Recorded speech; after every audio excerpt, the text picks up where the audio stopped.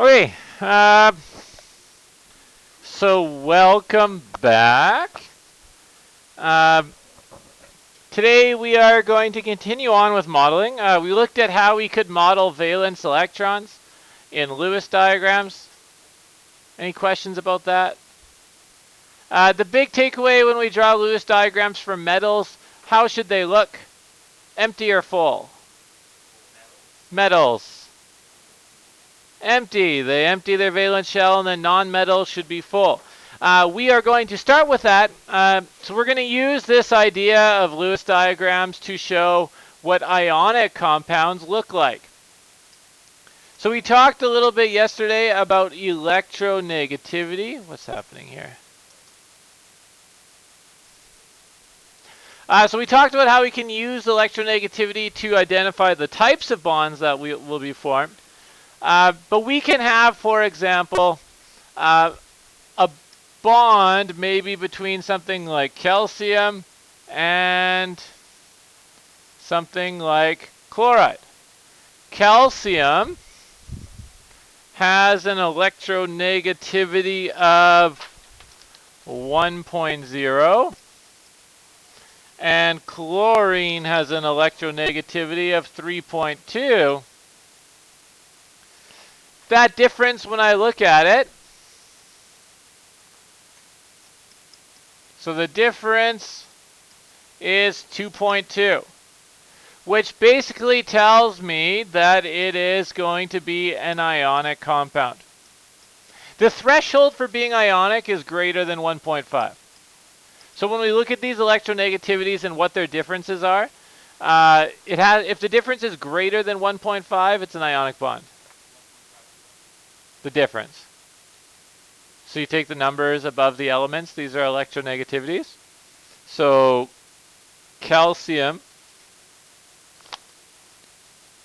has an electronegativity of 1. Chlorine has an electronegativity of 3.2. The difference between that is 2.2. So it's just the difference between those values.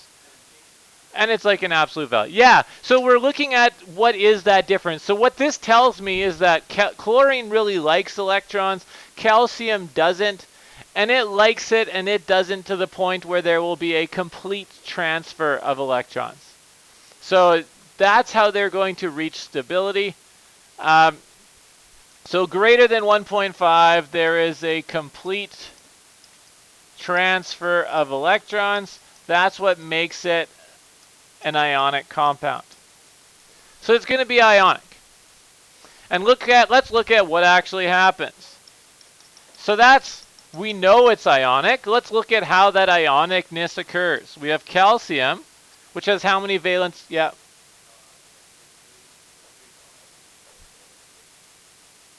Yeah.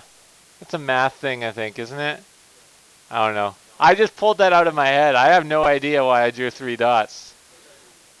Like, no idea. I think something in my past told me to do that. I'm a good little monkey. I've been trained well by my previous masters. Okay, so calcium has how many valence electrons? 2. Right, so calcium has 2 valence electrons. And how many valence electrons does chlorine have?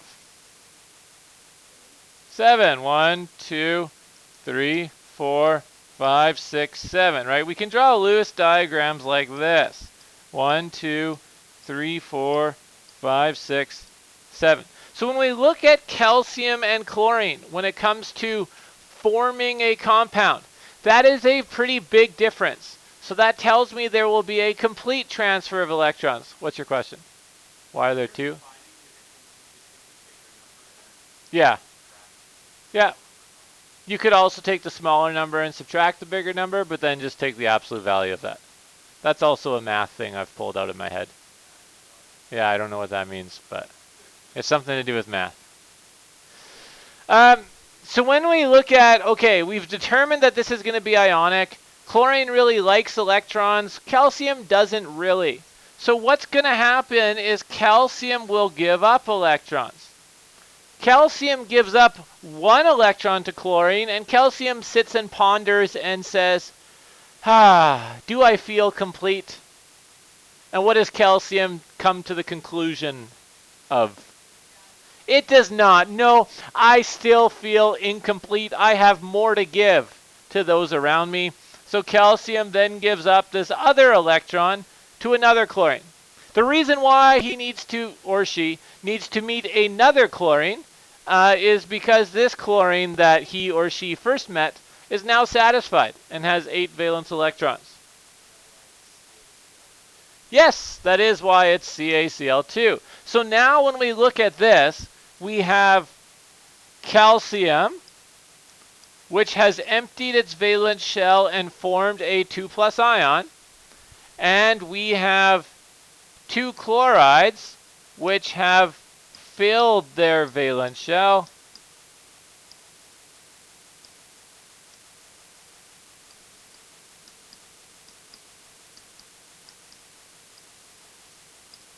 And thusly, I think that's a word, we have calcium chloride. So this is really how we draw ionic compounds, using Lewis diagrams. It's a lot of drawing dots. The big thing to be aware of, anytime you draw ionic compounds, make sure your metals are empty, so there should be no valence electrons around them, and your nonmetals are full. The amounts of each should reflect the ratio. So I have CaCl2, I have 1 calcium, 2 chlorides. Am I doing something funny, Kai? Oh, okay. I'm getting paranoid. Oh. Well, that's math stuff. Absolute value, 3 dots. They're all things I've learned in my previous student life, and then have since forgotten because they have 0 value to my life now. Such as what you will learn one day. Yeah. Okay, so this is actually how we model ionic compounds right here. So an ionic compound is a complete transfer of electrons. The metal gives, the nonmetal takes. We show that ratio like that. Try this one, sodium nitride. Now, we don't need to show that transfer of electrons, but when I look at sodium nitrides, how many sodiums do I need? 3, right? I need 3 sodium ions. Now, is sodium going to have an empty shell or a full shell? Empty. My square's got less squarey. Has a positive 1 charge. That positive 1 tells me, hey, it had 1 valence electron. Now it doesn't. And then over here I have nitrogen, which had 1, 2, 3, 4, 5 before sodium came up and said, yo, we're the sodium gang. Take a valence electron from each of us. And then nitrogen said, thanks, now I'm nitride. So sodium nitride, Na3N, looks like that. 3 sodium ions, and then 1 nitride ion, N with a 3- charge. And again, that 3- tells me this is different than just an N. If it was just an N, it would have just 5, but that 3- tells me that it has gained 3 extra ones to have a full outer shell. How does that seem? Cool? Sweet. There's some for you to try here, and then we'll talk about molecular compounds. I guess on your page, there's some for you to try. And then we'll talk about molecular compounds. There are 8 of them for you to try.